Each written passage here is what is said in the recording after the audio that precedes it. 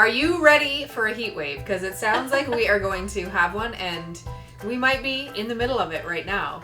So we are here to give you some strategies to deal with the heat. I'm sure this won't be the last heat wave of the summer or the spring that we have. So keep these handy. You might want to take out a pen, piece of paper, write some of these down.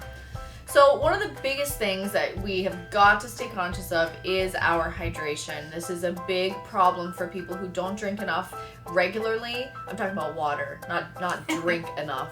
But we'll tackle alcohol in a minute.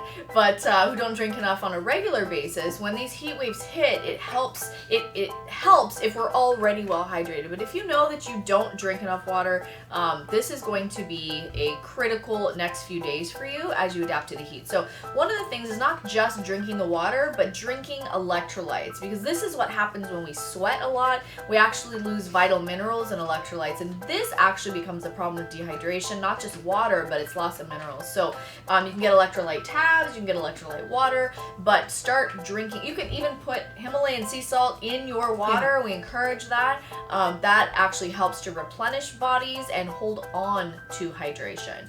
So the other piece of hydration is making sure you're not dehydrated. So the things that do dehydrate you, if you are a coffee drinker, this is a diuretic. This is a sure way to get dehydrated. Yep. So if you do drink coffee, make sure you up your water even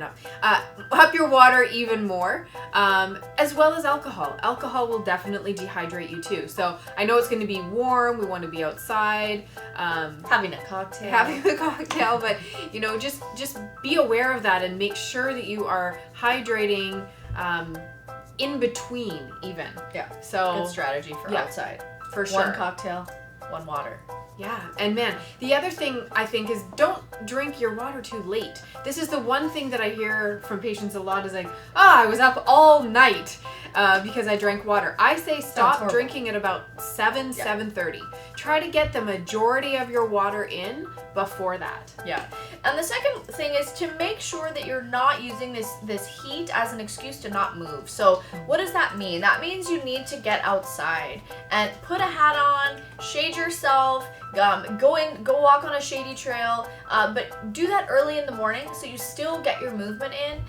We are sitting so much more these days during shelter in place, and it's just not good for us. The injuries we're seeing now are from people not doing anything, and that's what they're saying. I didn't do anything. I know, that's the problem. So making sure that you're not using the heat as an excuse. So get out there early morning, go for a walk, and then throughout the day, even getting up 5-minute walks, even when it's hot. We got to do it. And there's lots of ways that you can even be inside and exercise, like get some movement, start a short yoga video. It doesn't have to be strenuous, but don't just sit all day and use the heat as an excuse, right? I mean, if you have dogs, they're going to need to be walked.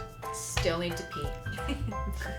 The other thing is staying in the shade. You mentioned it. So if you are outside, if you are in your yard, you don't have to stay out for hours and hours. Just get some stuff done, go back inside, stay in the shade as much as you can. So you also may think that being inside and air conditioning, you don't have to drink as much, but air conditioning is just as drying. So we need to still be on our water game.